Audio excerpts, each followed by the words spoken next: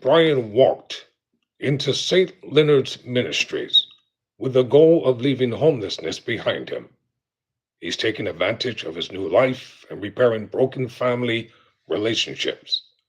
After years of couch surfing and sleeping in vehicles, Brian is making his voice heard through advocacy work with the Chicago Coalition for the Homeless.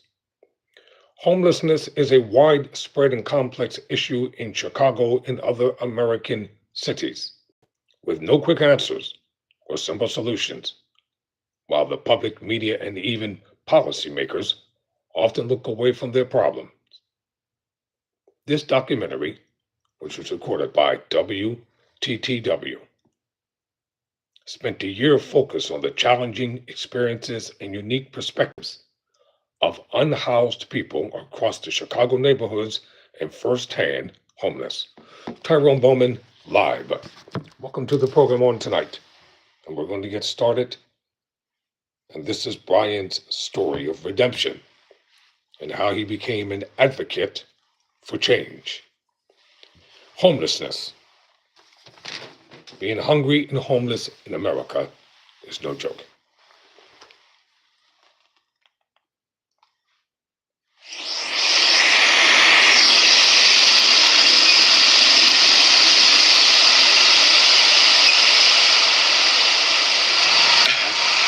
There's my cousin right there. Well, this is my childhood, so this is where I grew up. Hey, Anita, how you doing, cousin? Good to see you. You too. It's like so many memories here. A lot of your years. Yes. Yeah. Yes. Half your life. Yes. Yeah. I really wanted to say thank you for taking over. Sure. At that time in my life, I couldn't have taken care of it. You know, I had my issue. I just wanted to stop by and just see it. Well, you know. Anytime. And it's good to see you. It's good to see that you're looking well. I grew up and I embraced responsibility. We weren't brought up to live the lifestyle that I was living. The best of opportunities, the best of family. School. Cars, clothes. Yeah. Had it all. Yeah. I'm glad that you were here. Yeah, I'm glad I looked out the window. You too. Thank you. Bye-bye.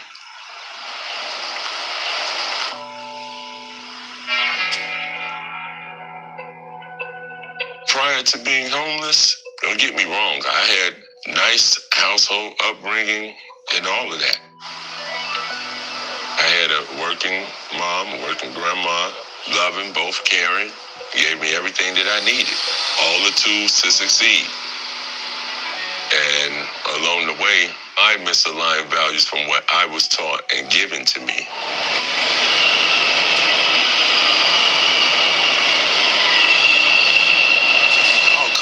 Stop the train. Doors closing. I became homeless by going in and out of the prison system. Clinton is next. Unfortunately, my grandmother and mother passed, so that left me without a stable housing situation every time I got released. But the common thing which led to all of that was not having a place to stay. You didn't have a place to stay, that's an unstable mindset. Unstable mindset leads to unstable actions, leads to unstable consequences. You're going to go back to what you're used to if you don't have the support of a foundation.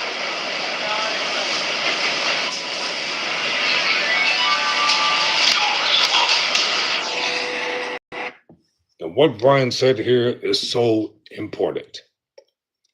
When you have a solid foundation to build upon and a support system, you can basically overcome anything and you can change your life. And as he alluded to, he had the best of everything growing up, he said, but he decided to make the wrong choices. And as a result of that, he was in and out of prison. bringing self-affliction, shame, and humiliation upon himself.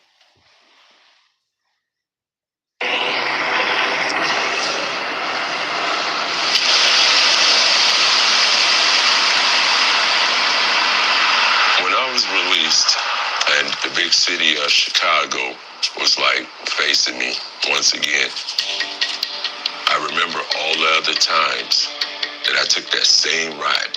And I'm like, this is something different. I'm uncertain about it all because I've been down those roads several times.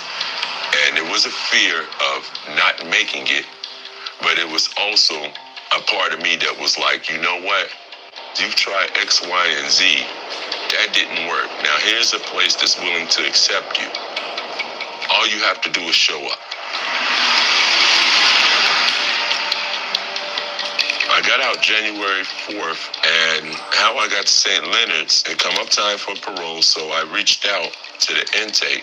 St. Leonard's was willing to accept me and give me a chance. What's happening, big dude? January 4th came, and the rest is history. I'm here.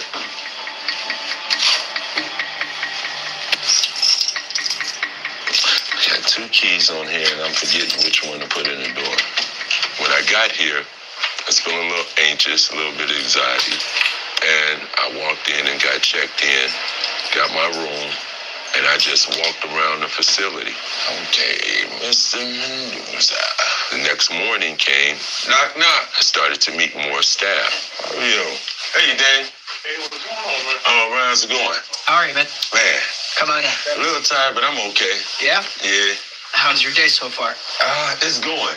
Yeah. And I'm actually finding out I didn't need anything but to bring myself and to bring the attitude that, hey, I want to get my life back together. And how do you feel about it so far? I felt great about it. Yeah? Yeah, I feel great. Yeah. Now, waiting process to hear back from CTA. Yeah. It was a guy named Brandon that was here. Sure. Me and him applied at the same time. And Mario Mendoza is my counselor here. When I first met Mario, I expressed to him what I am trying to pursue. 60 days, 90 days. I wanted to participate in the CTA program. CTA, when they did the job fair over there at the United Center, CTA had their own internal? The CTA program is a second chance program. It's for individuals like myself who've been in some type of trouble with the legal system, and it gives you an opportunity to get your foot into a reputable company and gives you a chance to start a career. Is it cool just to send them? You can go directly to them, but yeah, if you need me to be in between and send emails to them on your behalf, I can do that for you too. No problem. I like when Mario gets involved, and he encouraged me. Hey man, if that's what you want to do, do it. There's nothing stopping you. You come this far. And I'm proud of you. You're doing all the right things. You're putting in all the work. So just try to do your best to stay the course, and anything you need help with along the way, I got your back, okay? Hey, man, appreciate the small recognitions. Yeah. I really do, man, because it kind of pushes you. Exactly. It pushes you. Yeah. You just don't know. Sometimes that helps me keep going, man. Keep up the good work, all right? I'm proud of you. Yes, sir. All right. I appreciate it. Have a good rest of your day, all right?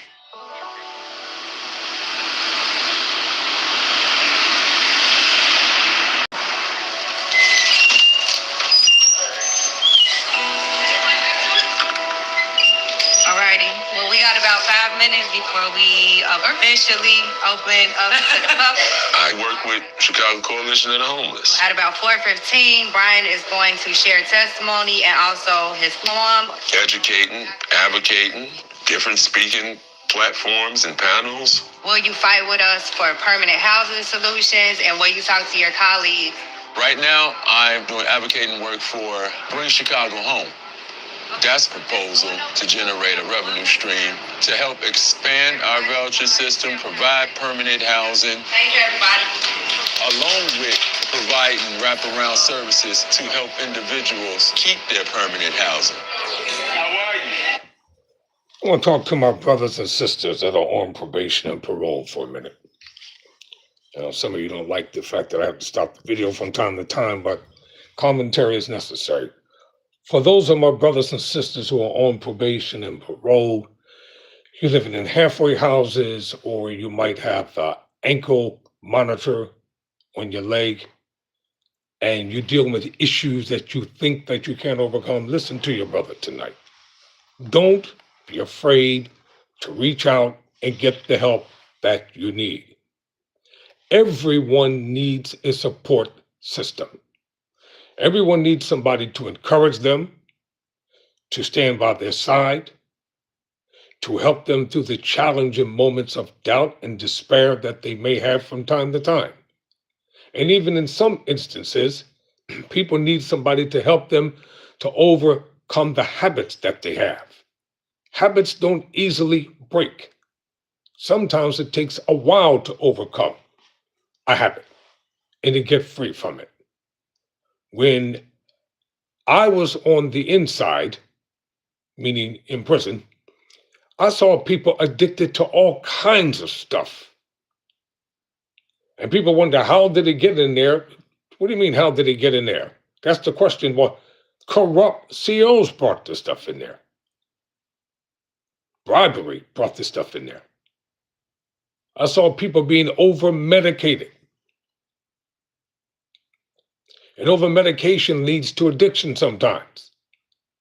There are times when people have to be weaned away from problems. No, I'm not wrong. If Jesus was the only answer, how come many people, and I know many people who profess to know Jesus and love Jesus, and they've got every type of habit under the sun going on with them? You have to work hand in hand with spirituality. There's no magic formula in church, sir. There's no magic formula coming across the pulpit. Individuals have to make self-decisive decisions as to what they're going to do with what they know. That's how they get free. There's no hocus pocus stuff going on inside these buildings. And I believe in Jesus with all my heart and soul, but I'm smart enough to know that you have to have help. Prayer is one thing. Getting the necessary help that you need and working with others is another. A little nervous, but you know. You feeling good? Yeah. You want to practice? That's what I'm about to do. Just get a feel for it. I had no idea the connection and the bond that I would begin to take with the staff. I just was like coming and just kept participating with the grassroots leader meetings. Hey, baby, how are you? I'm fine. Just bridging the gap about housing situations, advocacy work, and just getting to learn me. Start with the Bring Chicago Home proposal. This is increasing of the real estate transfer tax. Properties over $1 million. We know that permanent housing and supportive services is a proven solution to keep people in stable housing. Let me tell my story. Then she introduces myself and why it was important to me. I'd like to introduce our first speaker, Mr. Brian Rogers. I'm here today to share with you the experience of homelessness from the point of those individuals who have been formerly incarcerated. I'm also speaking on the importance of stable housing and how it can impact the lives of formerly incarcerated individuals for the better. As I rotated in and out of the prison industrial complex, the question was, what is the common denominator that keeps me coming back to the prison system? Each time I had those good intentions and preparedness. I had the tools that I learned from different programs I attended and the motivation to match it. What I didn't have each and every time I was released from prison was stable permanent housing. You see, stable housing, it provides the opportunity for individuals such as myself to build a stable life, step by step. Remember, it took years to get in this position to mess my life up, so it's going to take years to fix it.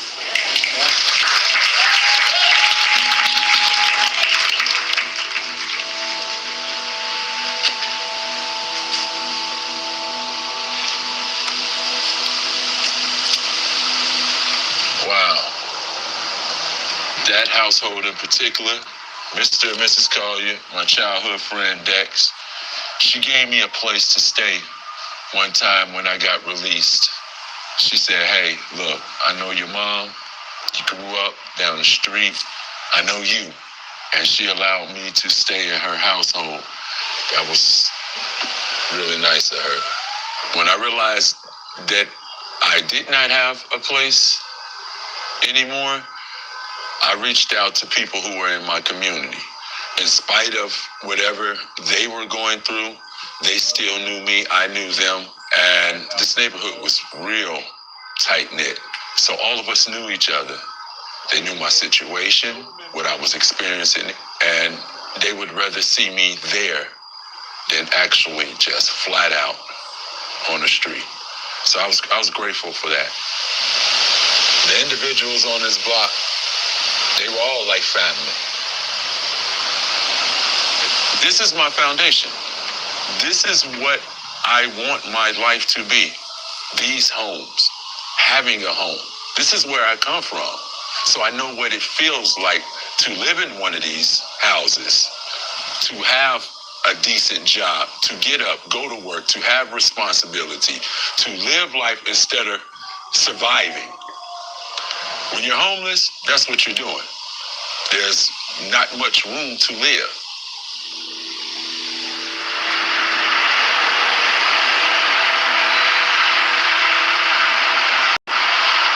When I got out, and as soon as I got off the train, I seen that it was a problem. As soon as I got home, I saw that. I mean, it was just clear as day. There was no hiding that. It was a homeless crisis. That problem there has been looming for several administrations now. It just was on the back burner. Homelessness on all different levels, all different ages, all different races. Native Chicagoans, migrants, individuals returning home from prison, veterans, whether it's people that's in these tents across our communities, whether it's people that's living doubled up because they just simply can't afford to be on their own yet. And the lack of sheer affordable permanent housing, period. That's a stipulated fact. That's why a lot of people are homeless. Gentrification. Rent increases unnecessarily. People having to choose between rent, food, clothing. People going to work every day. The more money they make in overtime, the more money they take out of taxes. And then when they come back to the neighborhoods that they once knew, they find out that the neighborhoods have changed. Many of the people who were once there are no longer there anymore. And people are self-judgmental. They're always judging people. Many times they should take to get the time just to talk to people. Our homeless brothers and sisters are human beings. They have a heart, they have a soul. People many times pass by, act like they can't see them, and they hear them talking to them. They pretend like they got their headset on and it's not on. And I feel for my brothers and sisters who are coming out of prison, transitioning back into society because they got strikes already against them. Ask me how I know. But when you make up in your mind, I'm getting ready to go back to this video. When you make up in your mind that you want to change, you will change. When you make up in your mind that it's the end of suffering, it's the end of being homeless, you got to get it made up in your mind first. And once your mind is made up, everything else will follow. Everything else will follow. Whether people agree with it or not. We all know somebody that's homeless. Somebody that's struggling. Somebody that's finding it hard to make ends meet. Let's get back to Brian's story. The average person, when they get their paycheck, they're so angry and so mad because they look at the 40 plus hours that they worked in, like this is all I brought home, and trying to figure out, how am I going to pay this rent? How am I going to get food? What about the SNAP benefits? You all keep thinking that everything is all right in America if you want to. We've been lied to, big time. And it's about to get worse. That's why people better come together, unify. Unify. There's power in unity. Believe me when I tell you. And those people in Washington know it. There's power in unity.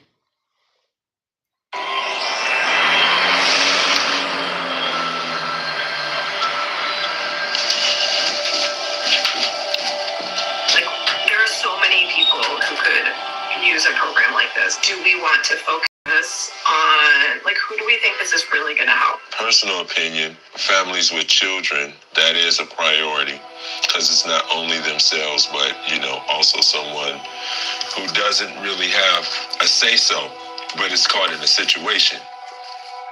I never really imagined that I would be a grassroots leader. When I was younger, I know I wanted to do something for a bigger cause. But along the way, things have changed in my life, and maybe that light got diminished. We identify so many students in CPS. The thing is getting the students to come forward. So along the way, participating, now it's like, this is the calling. This is what needs to be done. This is what I need to be doing. Just getting the information to them and their families that the school system knows about.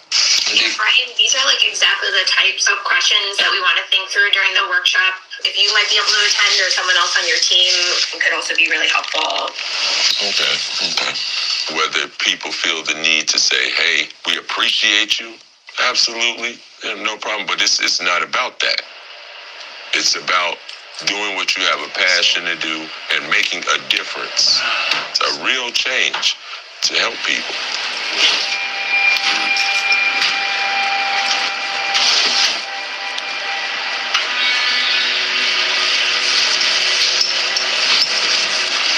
Okay, partner, be nice till I get back.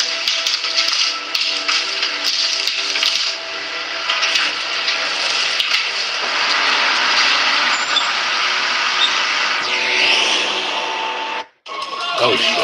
All I can... Hold on, listen to me. I think I lost the feed. Give me a moment. I'll get it back up. So, now I want to talk about, make sure that I got the correct story. Now, Brian's story is one of many. And what I like about Brian's story is that Brian is very truthful with his story. He's telling the real truth about himself. And in order to get the help that one needs, you got to get truthful with yourself. I know sometimes people don't want to hear that because they don't want to be lectured to. And I know a lot of my homeless brothers and sisters, I see them all the time. I talk to them and they get angry and get upset because all they want is money. And I tell them very plainly, you need more than money. You are addicted. You have a problem. You don't need to keep getting money and going to get high every day, all day long, and all night long. You need to get clean and sober. Because if you don't get clean and sober, then the problem will continue. And that's what a lot of people don't understand. Sobriety is important. You can't be of any help to your family, to yourself, to your friends, to your neighbors, because everything good that will come to you, you're going to take the money and you're going to feed that habit.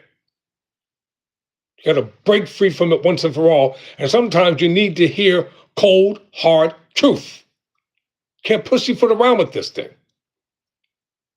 Drug addiction will kill you.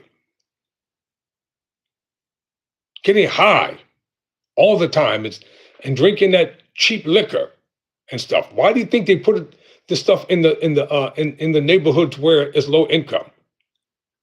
Because they know people will buy it. And if you need to reach out and get help, because I'm going to find all the information that I can find about all the organizations and resources that are available, and I'm going to put it on my channel. Once I put it on the channel, for those of you that watch the channel, Recommend this information to people that need it. Whether they accept it or not, give it to them. Many times people don't know what they need until somebody has to deal with them. Straight up, quote unquote, without a chaser. Stop playing with them. Just like you can't play with a child and expect the child to respect you. You have to be an adult at all times. Doesn't mean that you're heartless or cold or cruel. It's the same thing I do when I'm dealing with my homeless brothers and sisters. I love them, I have empathy for them, but I will not play with them. I'm not going to look them in their eyes and lie to them. And I ask them hardcore questions. And if I know when they're lying, and I know when they're telling the truth. Hardcore questions. Because they have to face reality. No one's going to hold your hand. No one's going to wipe your tears but you. When I was incarcerated, wrongfully incarcerated, I did my time as a man. And I spent my time using it constructively. And that's one reason why I'm studying now. When I'm not in front of this camera, I'm in school, working on my Bachelor of Science degree in criminology. And then it's off to law school. So I can become a real advocate to help men and women. And not just talking about it, but being about it. I want to get back to Brian's story here.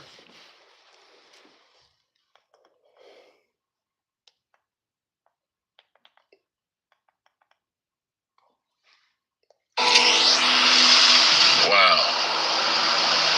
That household in particular, Mr. and Mrs. Collier, my childhood friend Dex, she gave me a place to stay one time when I got released. She said, hey, look, I know your mom. You grew up down the street. I know you. And she allowed me to stay in her household. That was really nice of her. When I realized that I did not have a place anymore, I reached out to people who were in my community. In spite of whatever they were going through, they still knew me, I knew them, and this neighborhood was real tight-knit. So all of us knew each other. They knew my situation, what I was experiencing, and they would rather see me there than actually just flat out on the street. So I was grateful for that. The individuals on this block, they were all like family. This is my foundation. This is what I want my life to be. These homes, having a home. This is where I come from. So I know what it feels like to live in one of these houses, to have a decent job, to get up, go to work, to have responsibility, to live life instead of surviving. When you're homeless, that's what you're doing. There's not much room to live.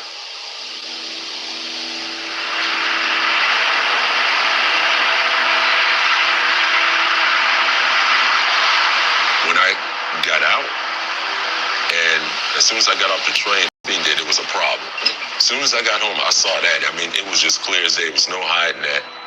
It was a homeless crisis. That problem there has been looming for several administrations now. It just was on the back burner.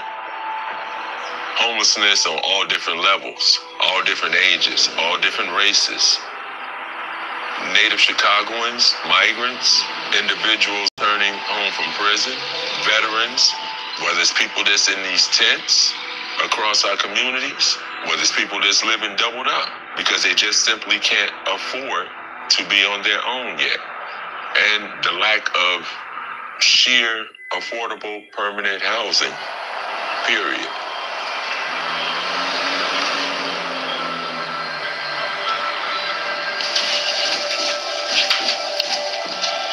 There are so many people who could use a program like this. Do we want to focus on, like, who do we think this is really going to help? Personal opinion, families with children, that is a priority, because it's not only themselves, but, also someone who doesn't really have a say-so, but is caught in a situation.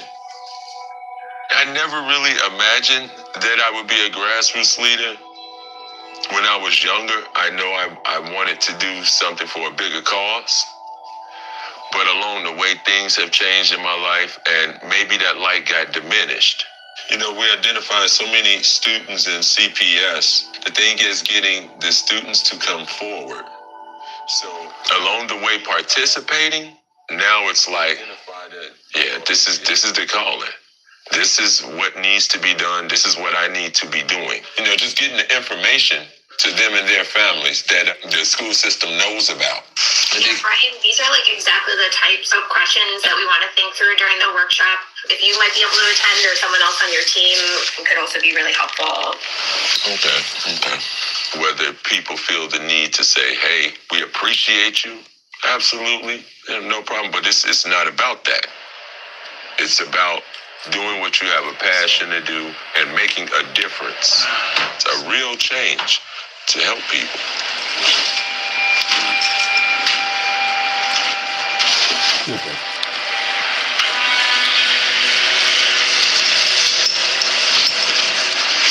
Okay, apartment, be nice till I get back.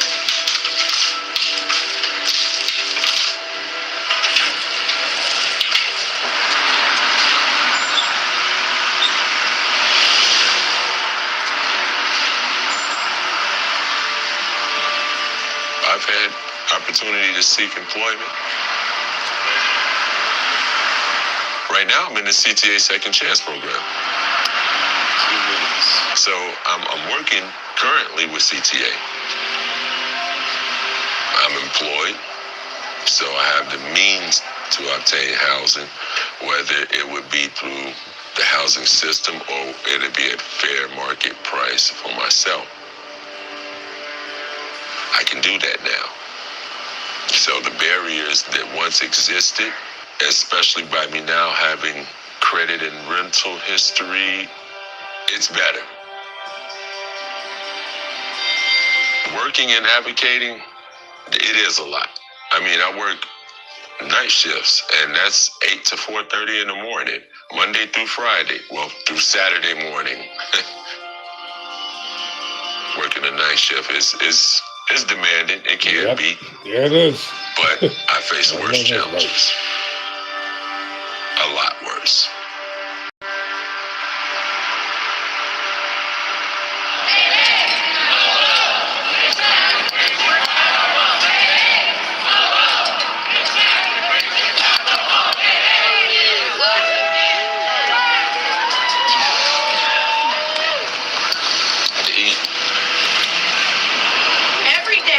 Shelter where I work, we see up to 335 people experiencing homelessness come through each night.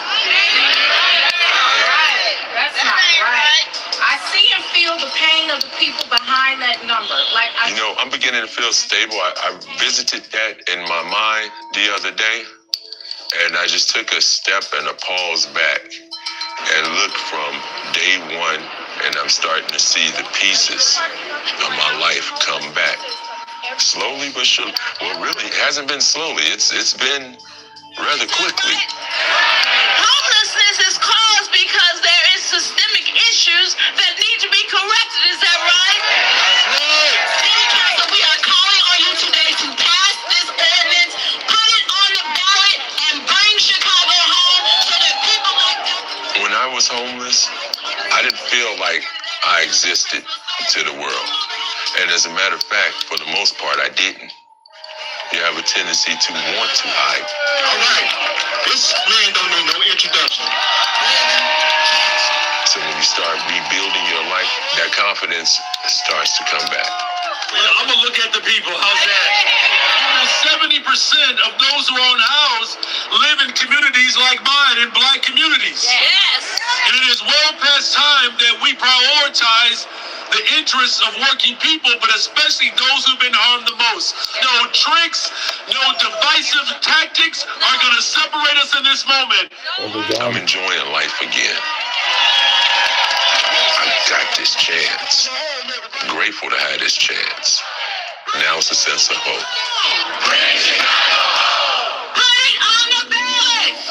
I had a counselor, I asked her a question. I said, what do you think my biggest problem is? And she told me, she said, why are you being scared to walk in the shoes you were meant to walk in? And I had to think about that a long time. All right, y'all, let's go. A long time, and I pondered it. What was holding me back? Every day that you wake up, you can change whatever it is you want to change. And once you get over that fear upstairs, once you get over this up here, you can change that.